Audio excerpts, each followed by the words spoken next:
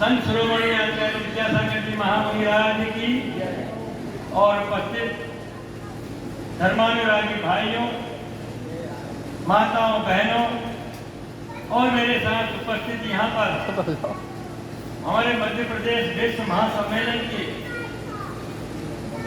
वह रत्न जो आपके टीकमगढ़ के अंदर समाज को एकता के सूत्र में बांधने के लिए यहाँ पर हमारे प्रदेश के उपाध्यक्ष हमारे भाई प्रकाश जी अग्रवाल और कुलदीप जी जैन यहाँ पर आपके बीच में यहाँ पर पधारे हैं। इसी अवसर पर हमारी जो तहसील इकाई डॉक्टर मीना जी अध्यक्ष बड़ा गांव, आप यहाँ पर पधारे, हमारे देश महासम्मेलन आपका स्वागत सम्मान करता है। साथ में वीरेंद्र जी जैन जो विश्व महासम्मेलन बड़ा गांव के प्रभारी हैं, सम्मानीय श्रीमती संतोषी महिला इकाई की जो अध्यक्ष हैं, जिन्होंने मंगलाचरण बड़े सुंदर ढंग से यहाँ पर प्रस्तुत किया। मैं वेद महासम्मेलन की ओर, हमारे वेद समाज की ओर से मैं उनको बधाई देता हूँ, धन्यवाद देता हूँ। इसी क्रम में हमारे श्रीमती किरण जैन जो महामंत्री हैं, उनको भी मैं साधुवाद देता हूँ। हमारे साथ हमारे श्री सोनी जी जो यहाँ पर पधारे हैं, जो टीकमगढ़ से बिलोंग करते हैं, और कुलदीप जी जैन जो हमारे पास में बैठे हैं, मैं उनका भी स्वागत करता हूँ। और अभी अभी गवोई समाज के राष्ट्रीय अध्यक्ष हमारे के कठे जी, जिसको हमारे वेद महासम्मेलन के धुआंधार नेता के रूप में हम देश की पहचान है, उपस्थित बड़ा गांव की जैन समाज, हमारे मध्य प्रदेश के बाहर से आए हुए पदाधिकारी, हमारे श्रावकगण, हमारी मातृशक्ति और युवा शक्ति को सबको मैं अभिनंदन करता हूँ। महाराज श्री, अभी मैं टीकमगढ़ के अंदर सिद्ध चक्र महामंडल विधान के उस कार्यक्रम में मुझे उपस्थित होकर और अपने विचारों को व्यक्त करने का एक सौभाग्य मुझे मिला। इसी क्रम में आज मैं अपने आप को बड़ा गौरवान्वित महसूस कर रहा हूँ कि बड़ा गांव सिद्ध क्षेत्र, फुलेड़ी बड़ा गांव सिद्ध क्षेत्र में मुझे यहाँ आकर दर्शन करने का भी सौभाग्य मिल रहा है। देश समाज क्या है बंधुओं, आज हमारे देश के अंदर जैन समाज लगभग 2 करोड़ के करीब है। अग्रवाल, जैन, मैथिली, गवोई, ताम्रकांत, शिवहरे, इन सबको हम कर लिया जाए तो इस देश की आबादी में हम 40 करोड़ के करीब बैठते हैं। हमारा वैश्य वर्ग से संबंधित है। आज लेकिन क्या कारण है कि जैन समाज एक संपन्न समाज तो है, धर्म क्षेत्र के अंदर भी वो सबसे आगे हैं, लेकिन क्या कारण है महाराज श्री कि प्रजातंत्र के मंदिर में अगर हमारे जैन समाज के लोग प्रजातंत्र के मंदिर में अगर नहीं पहुंचेंगे तो आज हमारी समाज की क्या कीमत है। प्रजातंत्र के मंदिर में, अरे लोकसभा की बात कह रहा हूं, जिस प्रकार पंचकल्याणक में हम मंदिर के अपने भगवान की स्थापना करते हैं महाराज जी, ये तो अध्यात्म क्षेत्र है। लेकिन राजनीतिक क्षेत्र में भी प्रजातंत्र के मंदिर में अगर जैन समाज का कोई व्यक्ति नहीं हो, राज्यसभा में नहीं हो, तो आज हमारे मुनियों पे जो अत्याचार होते हैं, मुनियों के अपमान होता है, हमारे धर्म क्षेत्र के ऊपर भी अटैक होता है। सरकार, हम आवाज उठाते हैं, लेकिन सरकार थोड़े दिन में आप ज्ञापन दे देते हैं और अपने चुपचाप होकर आराम से घर में बैठ करके वीडियो करके वो करके घर में सो जाते हैं और हमारी आवाज को सुनाई नहीं देती। बोल रहे हो, अभी हमारे के जन्मदिन के अवसर पर हमारे प्रदेश के गृह मंत्री नरोत्तम मिश्रा जी वहां पधारे थे। जब ये बात उठी, उन्होंने एक बात कही कि आपके जितने भी मध्य प्रदेश के अंदर जितने भी संत हैं उनके नाम आप मेरे पास भेज दीजिए, समाज को कहा है, ताकि जब वो बिहार करेंगे तो उनके साथ सारी पुलिस की जो व्यवस्थाएं जो होगी हम उनके साथ करेंगे, ताकि हमारे जो हाईवे के ऊपर है किसी प्रकार की उनको टक्कर न मार सके। ये हमारे गृह मंत्री जी ने भी कहा महाराज जी। अब समाज को भी चाहिए कि वो उनके नाम को वहां तक शासन तक पहुंचाए, ये हमारी जवाबदारी होती है। आज अग्रवाल समाज, मैत्री समाज, जैन समाज, गवई समाज, ताम्रकर समाज, शिवहरे समाज और जितने भी हमारे घटक है गुरुदेव, आज हम यूं हैं। अगर हम ये ताकत के रूप में अगर एकत्रित हो गए तो हिंदुस्तान की राजनीति वेश्यों के कदमों में होगी और देश समाज का सम्मान बढ़ेगा। इसके लिए आपको एक होना चाहिए। लेकिन क्या कारण है? हम बिखरे हुए हैं, टांग खींचने में मस्त हो गए हैं।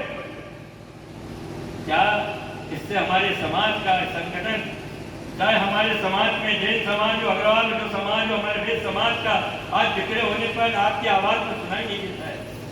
प्रजातंत्र के मंदिर में और प्रजातंत्र के क्षेत्र में कीमत महाराज श्री मुंडियों की होती है, संख्या बल की। और गीता में लिखा है संघ शक्ति कलयुगे, कलयुग में संगठन में ही शक्ति रहेगी। लेकिन सारे समाज तो संगठित हो रहे हैं, मुसलमान भी हो रहे हैं, ब्राह्मण वर्ग भी हो रहे हैं, ठाकुर भी हो रहे हैं और पिछड़ा वर्ग भी हो रहा है। लेकिन हमारी समाज, वे समाज आपस में एक दूसरे की टांग खींचने में अपना समय बर्बाद करती है। पर ये नहीं जानते हैं कि आपके टांग खींचने में, आप एक दूसरे को गिराने में आप कितना बड़ा नुकसान कर रहे हो। आज का समय बहुत खराब है। भगवान न करे अगर कल से कोई इसी प्रकार का हमला हुआ या किसी प्रकार का हुआ तो सबसे पहले हमारे जैन समाज के मंदिर, वेद समाज के घर लूटने वाले हैं। उन पे रक्षा कौन करेगा? अगर हमारे में एकता है, हम एकता के सूत्र में अगर बंध गए हैं, तो निश्चित रूप से किसी की हिम्मत नहीं है कि एक आदमी का हमला करे और सारे समाज जब साथ में खड़ी हो जाएगी तो आज पुलिस विभाग से लेकर सारा प्रजातंत्र में हमारी कीमत भी होगी और प्रशासन भी हमको साथ देगा।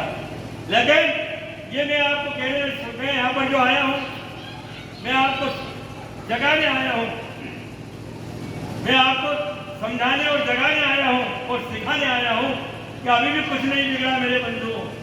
आपके घर में सब्जी बनाने का चाकू भी महिलाएं बैठी है, घोटा मिलेगा। आपके पास मुकाबला करने के लिए क्या है? मेरा कहने में हर जगह कह रहा हूँ, आप वैधानिक हथियार रखिए, वैधानिक हथियार, और हर घर में तलवार होनी चाहिए। कल से कोई हमला करता है और मैं कहना चाहता हूँ कि आगे से संघ के अंदर महिलाओं को ट्रेनिंग दी जाती है, उनको शाखाएं लगती है, उनको शाखा की बच्चियों को भेजिए। अगर वो बच्चे वहां से शाखा में सीख करके आएंगे तो उनका मनोबल बढ़ेगा, मुकाबला करने की शक्ति रहेगी। अगर वो ससुराल अगर जाएगी तो कोई भी अगर आक्रमण करेगा तो सामने वो रानी दुर्गावती और रणचंडी बन के परिवार की रक्षा करेगी। आज समय की मांग रखे, ये नहीं अहिंसावादी है। भगवान महावीर ने लिखा है कि अगर किसी की आत्मरक्षा के लिए, समाज की रक्षा के लिए हथियार उठाने में हिंसा होती, वो हिंसा नहीं मानी जाती। महाराज छोटा आदमी हूँ लेकिन मैं इसलिए मैं कहना चाहिए, लेकिन ये महावीर ने लिखा है। आज इसलिए मैं कह रहा हूँ आपसे कि आप लोग आगे जाकर समझ जाइए। हमारी माताएं आज आपकी बहुत बड़ी शक्ति है। आज महाराज जी हमारे पास लक्ष्मी है, सरस्वती भी है, पर शक्ति नहीं है। लक्ष्मी की पूजा साल में एक दफे होती है, दिवाली के दिन। सरस्वती की पूजा बसंत पंचमी को होती है, लेकिन दुर्गा की पूजा साल में 2 दफे नवरात्र में, चैत्र में और कुआर में होती है। क्यों होती है? जब तक आपके पास लक्ष्मी भी है, सरस्वती भी है, और जब तक कि आप पर शक्ति नहीं, दुर्गा की शक्ति शक्ति नहीं है, जिन्हें तो आपकी तकलीफ सुरक्षित है, आपकी सब सुरक्षित। इसलिए आप लोगों को शक्ति की पूजा करनी पड़ेगी। और हमारे यहाँ पद्मावती माता भी है, चक्रेश्वरी भी है महाराज जी, तो आपको शक्ति के रूप में हमारे भगवान की रक्षा वो करती है। और शक्ति जब आ जाएगी तो समाज की रक्षा वो क्यों नहीं करेगी। आज मैं इतना कहना चाहता हूँ गुरुदेव कि आज समय की मांग है, समाज को इकट्ठा होना चाहिए। हमारे जो बाहर के लोग आए, चाहे हमारे उत्तर प्रदेश के हों, उनको भी मैं संदेश देना चाहता हूँ कि आप अपने नगर में जगन्नाथी हो, समाज की एकता के दूत में आप बनेंगे, आपकी शक्ति होगी तो दुनिया आपकी कीमत करेगी। और माताओं से ये पंचपरमेश्वरी का महाराज जी झंडा अगर कहीं काम के रखा है, इन माताओं ने रखा है। जब कोई जुलूस निकलता है तो सबसे आगे महिलाएं होती है। आदमी को तो अपनी दुकान छोड़ने की फुर्सत नहीं मिलती है, लेकिन माताएं सबसे ज्यादा आपके महाराज जी आपको अनुभव है। जब भी आप बिहार करते हो, महिलाएं करते हो तो बिहार में क्या करें। आज माताएं जो है, और एक बात और कहता हूं कि आने वाले 33% का आरक्षण भारत सरकार में होने वाला है जो महिलाओं को उपयोग में है। आप राजनीतिक क्षेत्र में आइए, समय की मांग है। राजनीतिक क्षेत्र में आना कोई गलत नहीं है। राजनीतिक क्षेत्र में आपकी गुटविल है, हर समाज की महिलाएं आपके साथ जुड़ेगी। आपकी महिला इकाई से मेरा निवेदन है कि सदस्य संख्या बढ़ाएं। सदस्य संख्या आपकी बढ़ेगी, आपके बड़े गांव की ताकत बढ़ेगी।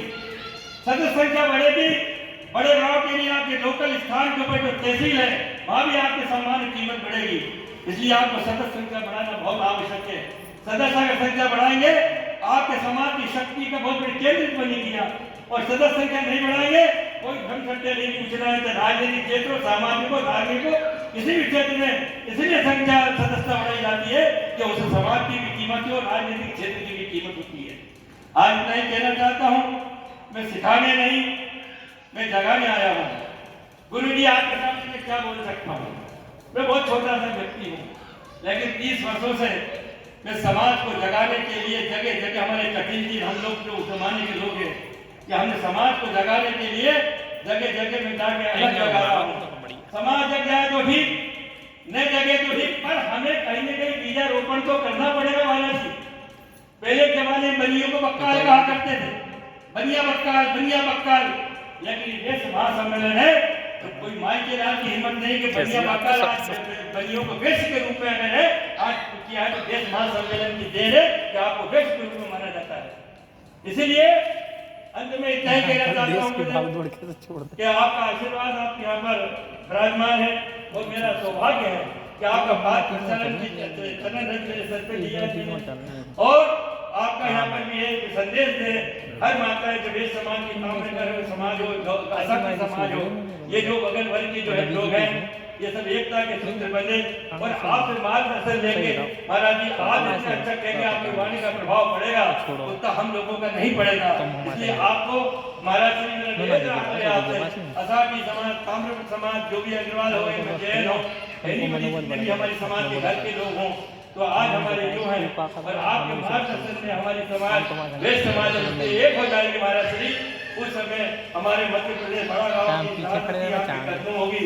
ढाका जो नगर पंचायत के अध्यक्ष वो भी हमारे वेद समाज का होगा और उसके अलावा ढाका विधायक भी वो वेद समाज का होगा। इसलिए आप मेरा निवेदन है कि आज दिगंबरती समाज की जागृति लेके आया हूँ और वो जागृति जब बड़ा गाँव में पहुंचेगी तो ये अलग जग जाएगा और इस अलग जगने के कारण आज हमारी शक्ति बढ़ेगी। इतना कह करके मैं अपना स्थान ग्रहण करता हूँ। धन्यवाद। जय हिंद, जय भारत, जय महावीर भगवान की जय।